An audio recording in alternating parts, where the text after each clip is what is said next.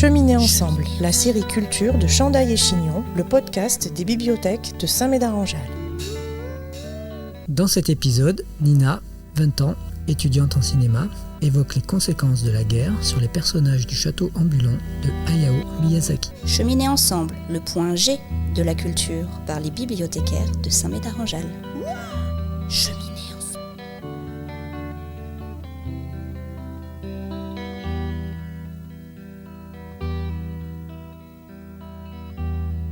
Sur 12 films réalisés par Hayao Miyazaki, 8 parlent de près ou de loin de la guerre. Né en 1941 au Japon, il grandit entre les bombardements, les pertes humaines et la destruction des villes. Miyazaki développe dans son enfance une passion pour l'aviation. Son père, Katsuji Miyazaki, a été directeur de Miyazaki Airplane. Cette passion pour l'aviation est perceptible dans ses films, avec la présence d'objets volants. Néanmoins, cette passion est aussi répulsion, liée à son traumatisme de la guerre. Ainsi, les objets volants dans ses films sont à la fois contemplatifs, mais aussi monstrueux. Traumatisé par ces événements, il choisit de réaliser des films engagés qui mêlent onirisme et message de paix. Ces films sont des odes à la fraternité et critiquent les conflits. Dans ces films, la guerre est omniprésente, soit comme toile de fond, soit comme obstacle central du récit. Jamais glorifiée et souvent critiquée, la guerre est présentée comme dévastatrice, absurde et tragique. Les combats sont rarement montrés, mais la guerre est montrée dans des détails, des émotions. Miyazaki critique dans ses films les sociétés militaristes et autoritaires. Les guerres ne sont pas expliquées et n'ont pas toujours de but et de représentants. Elles sont montrées comme inutiles et pleines de souffrance. Sa présence n'est pas le sujet principal et fait émerger des valeurs opposées comme la paix, la compassion, l'amour. Les conflits prennent fin via des paroles et rarement par la violence. Les représentants des guerres ne sont jamais entièrement mauvais, par exemple Dame Eboshi dans Princesse Mononoke aide des malades.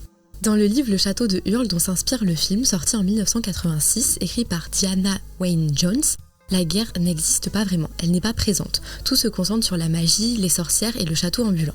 Miyazaki, fidèle à ses valeurs, instille la guerre dans le récit. La trilogie de Hurle est une série de fantasy. Le premier tome se concentre sur Sophie, Calcifer et Haoru. Les deux autres tomes ont des personnages principaux différents, cependant on retrouve Sophie, Haoru et Calcifer dans les 3 tomes. Le film étant assez fidèle au livre, le seul point qui dénote est la nature d'Haoru. Il est plus antipathique, sournois, don-juan. On reviendra dessus plus tard. La guerre arrive dans l'univers de Miyazaki de manière progressive mais implacable. Elle finit par devenir oppressante et transforme les personnages. Au début du film, la guerre est déjà présente avec les avions, le défilé, les tanks, les soldats, les armes et les affiches de propagande. Le climat devient angoissant et les couleurs plus sombres. La musique plus oppressante et aussi avec le son assourdissant des avions. La beauté des paysages est dévastée au fur et à mesure par des bombardements qui ancrent le spectateur dans une guerre présente et violente. La guerre n'est pas nommée immédiatement mais elle est insinuée. Le château, lui, est fait d'un ensemble de pièces, de machines, d'éléments steampunk et de magie. Il est l'incarnation d'Haoru. Il est à son image. C'est lui, via Calcifer, qui le dirige. Il est étrange, boiteux, et s'écroule au fur et à mesure qu'Haoru participe à la guerre. Haoru se perd dans cette guerre sans sens et ainsi, le château en subit les conséquences. Il est détruit quand Haoru se meurt et revit à la fin du film quand Haoru est libéré de sa culpabilité et retrouve son humanité. Les personnages ne perçoivent pas la guerre de premier abord, ils la voient de loin et essaient de la fuir sans s'en rendre compte. Le château devient un moyen d'y parvenir. Il préserve l'innocence et la naïveté des personnages. Malheureusement, au marché, ils sont rattrapés par les bombardements. Sophie, ayant pris conscience de la guerre, la fait même parvenir au château, avec le dirigeable qu'elle écrase à l'intérieur. Ainsi, le conflit s'immisce véritablement dans leur vie. Enfin, les bombardements détruisent le château au fur et à mesure. Lui qui préservait leur innocence n'est plus, et ainsi, ils réalisent l'importance de mettre fin à la guerre. Le château est un symbole mystérieux, presque chaotique. Il semble isolé du monde, sans racines fixes, et son architecture peut symboliser l'enfermement intérieur d'Haoru. Une grande partie du film se déroule dans ce lieu. On est dans un huis clos, dans l'espace mental chaotique d'Haoru. Paradoxalement, c'est un château ambulant. Il se déplace librement, échappe aux autorités et franchit les frontières. Il permet aux personnages d'échapper aux dangers, la guerre, la sorcière des Landes. Le château incarne donc la frontière floue entre enfermement et liberté. Un lieu où les personnages peuvent se reconstruire. À la fin du film, tous les personnages sont sur le château ambulant qui vole symbolisant leur liberté retrouvée. Ils sont à l'extérieur, le ciel dégagé derrière eux. Pour ce qui est de Sophie, la liberté est un point fondamental dans les films de Miyazaki, perçu comme un objectif ou un fondement majeur des sociétés. Elle est de ce fait liée à l'enfermement constant des personnages, un enfermement mental pour beaucoup, et parfois même physique. Dans les films de Miyazaki, l'enfermement est souvent dû à la guerre et la liberté devient un point à atteindre. Cette guerre impacte profondément les personnages et leur laisse des cicatrices physiques mais aussi psychologiques. Sophie, au départ, une jeune fille fragile, naïve, contrainte et enfermée par son travail dans la chapellerie, elle sort peu et n'est pas vraiment touchée par la guerre. Elle la voit de loin mais n'est pas impliquée aussi bien physiquement que mentalement. Puis elle est transformée en vieille femme par la sorcière des Landes, ce qui semble n'avoir aucun lien direct avec la guerre. C'est un enfermement physique, cette transformation est aussi une métaphore du poids émotionnel et des responsabilités qui lui tombent dessus. La guerre agit comme un révélateur. Plus Sophie affirme sa volonté, plus elle rajeunit. Sophie est plongée dans un univers de peur, d'incertitude et de destruction. Elle voit les villes bombardées, des gens fuir et ressent une angoisse profonde liée à la perte de repères. Ce poids psychologique est lourd, mais il fait aussi émerger une identité plus forte, plus affirmée. Elle, jeune qui n'agissait pas, devient une vieille femme indépendante qui est dans l'action.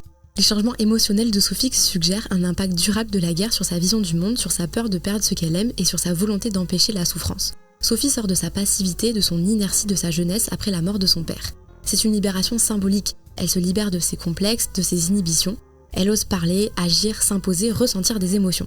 Cette nouvelle forme permet à Sophie d'embrasser une nouvelle vie et de sortir de son quotidien et de son enfermement dans la chapellerie. Le moment de basculement pour Sophie est sa discussion avec Madame Suliman. Elle réalise le poids de la guerre et son inutilité. Elle prend part à cette guerre et affirme une volonté de paix. De ce fait, elle retrouve sa jeunesse, mais surtout, elle s'affirme en tant que femme et plus comme une adolescente frêle. Les changements physiques causés par la guerre chez Sophie sont visibles par tous et accentuent ses différents états émotionnels. D'abord, elle, les cheveux attachés, un chapeau sur la tête, sa vieille robe verte signifiant son innocence et son enfermement lié à ses obligations. Elle devient une vieille femme active mais gardant les mêmes habits. Ensuite, elle porte la même tenue bleue en redevenant jeune, les cheveux toujours attachés mais gris, montrant les changements émotionnels qu'elle a traversés. Pour finir, ses cheveux sont détachés, courts, gris, en robe bleue, elle est libre, ressent des choses et s'affirme, le bleu étant souvent associé à la spiritualité, à une élévation spirituelle mais aussi à la confiance. Sophie, au travers du prisme d'une vieille femme, prend confiance en elle.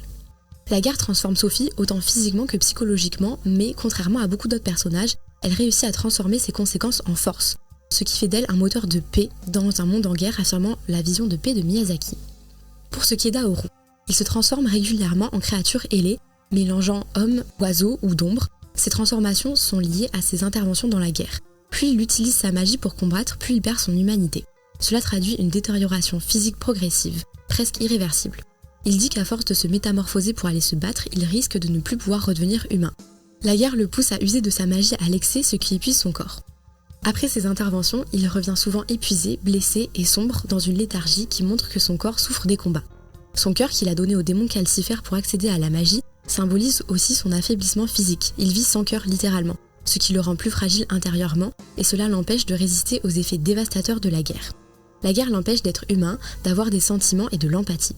Haru est terrifié par la guerre, il en comprend l'horreur, la stupidité, il y prend part à contre-cœur, ce qui l'amène à fuir ses responsabilités à travers les royaumes et ses obligations de magicien via le château ambulant. Chaque fois qu'il combat, Haru sent qu'il perd un peu de lui-même. Cela l'angoisse profondément, il a peur de ne plus être capable d'aimer, de ressentir ou de redevenir normal. La guerre agit comme une force de déshumanisation psychologique. Il souffre de ne pas réussir à protéger ceux qu'il aime, Sophie, Calcifer, tout en refusant de servir un roi ou une armée. Ce tiraillement nourrit un sentiment de culpabilité et d'impuissance qui le ronge. Haru rejette l'autorité, le roi, Madame Suliman et le système guerrier en place. Cela traduit une crise existentielle. Il ne croit ni à la guerre, ni aux institutions et cherche une autre voie plus humaine. C'est finalement l'amour de Sophie et sa propre volonté de la protéger qui le font sortir de ses peurs. Grâce à elle, il commence à accepter ses responsabilités et à se reconstruire psychologiquement. La guerre est donc un élément destructeur mais révélateur pour Haru. Elle le pousse au bord de la perte de soi, le détruit, mais lui permet grâce à l'intervention de Sophie de retrouver son cœur, son humanité. Sophie est plus comme l'image d'une enfant innocente qui découvre l'horreur de la guerre au travers d'un Judas, alors qu'Haru a une vision plus adulte et impliquée de la guerre et ses conséquences. Haru est prisonnier de lui-même, il fuit la guerre, les responsabilités et cache ses sentiments, son cœur est enfermé, caché dans Calcifer comme un secret. Il est prisonnier de ses démons et est enfermé dans sa propre tête et ainsi dans son château. C'est un magicien capable de se transformer, de voyager entre les mondes et de défier les lois naturelles. À travers sa relation avec Sophie, il apprend à aimer et à faire confiance, à s'ouvrir. La magie est souvent présentée comme ambivalente pour Haru, elle peut servir à contrôler avec des malédictions, des transformations, mais aussi à le libérer, à transcender les limites physiques et sociales. Tout comme Sophie, la guerre intervient sur lui de manière psychologique mais aussi physique. Néanmoins, Haru lui aussi subit de nombreux changements physiques. Dans le livre, il est très séduisant et courtise les jeunes femmes, il fait très attention à son apparence et au fur et à mesure qu'il s'affirme, retrouve son empathie et s'ouvre aux gens, il délaisse son apparence pour sa vraie nature. C'est la même chose dans le film. Il est d'abord très apprêté, on entend toutes sortes de rumeurs sur lui et son charme opérant sur les jeunes filles, les cheveux longs, blonds, qui cachent son visage et ainsi son cœur, ses émotions au fond de lui. Il est perturbé par Sophie, lui porte attention puis affection et ses potions se mélangent à cause d'elle, de son affection pour elle. Et il devient donc roux. Ainsi, il est moins apprêté et moins propre sur lui. Sa transformation en créature dévoile sa vraie nature, sa perte d'humanité et sa volonté de sauver les gens qu'il aime, mais aussi son déchirement intérieur à cause de cette guerre. Enfin, il arbore des habits simples, élégants mais pas présomptueux et les cheveux noirs courts dévoilant son visage. Pour ce qui est des habitants, tout comme Sophie, au début du film, ils ne considèrent pas la guerre comme inquiétante ou menaçante. Comme nous l'avons vu, elle s'immisce au fur et à mesure dans leur vie. Ils participent même joyeusement à la parade. Sans s'en rendre compte, ils participent à l'effort de guerre.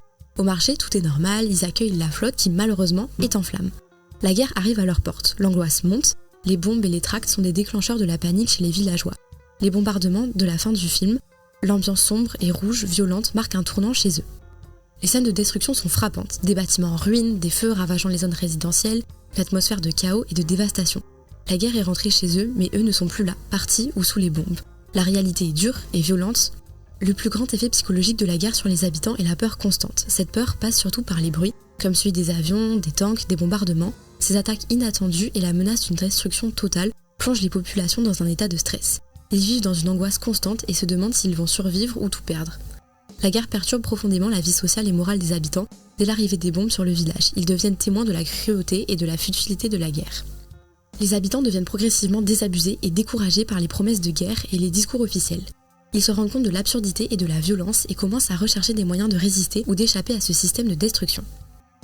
Les enfants, en particulier, sont marqués par la guerre. Or, peu présents parmi les villageois dans le film, ils sont représentés par la présence de Marco. Cet apprenti sorcier suit Haoru et fuit la guerre avec lui dans le château ambulant. Tout comme le reste de nos personnages, il finit par faire face à la guerre.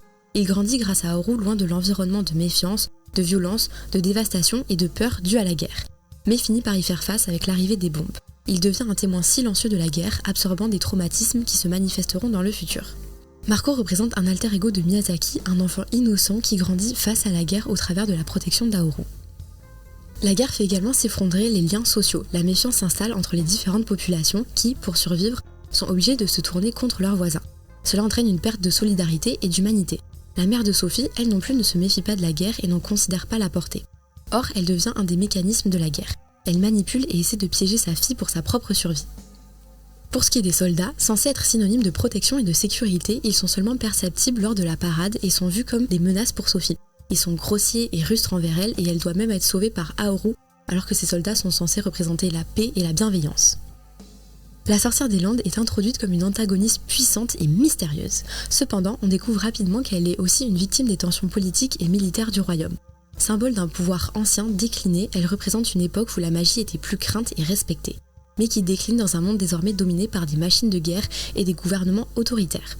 Elle est utilisée par Madame Suliman, la magicienne du royaume, qui l'attire dans la capitale sous prétexte de négociation, puis la dépouille de ses pouvoirs.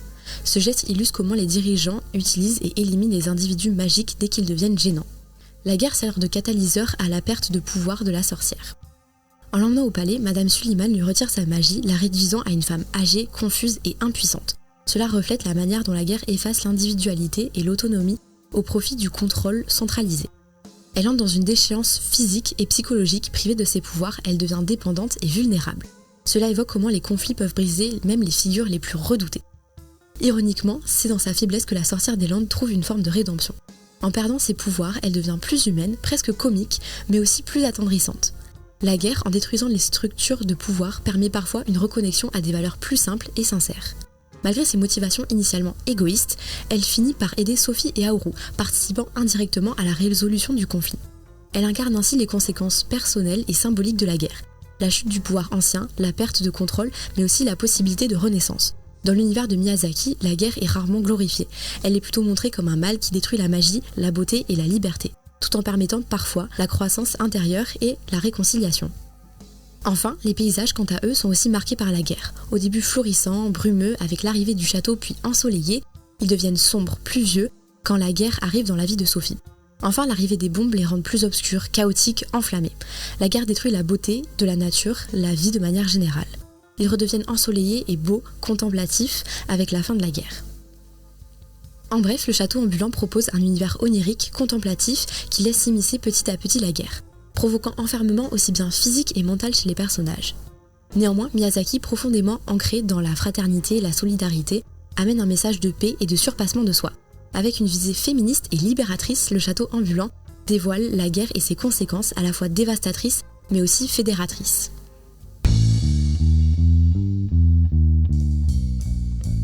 Semez vos envies et cultivez votre curiosité en attendant le prochain podcast des médiathèques de Saint-Médard-en-Jalles. Abonne-toi. Cheminer ensemble, la série culture de Chandaille et Chignon, le podcast des bibliothèques de Saint-Médard-en-Jalles. Cheminer ensemble, le point G de la culture par les bibliothécaires de Saint-Médard-en-Jalles. Cheminer ensemble. Ça vous a plu ? Vous reviendrez ?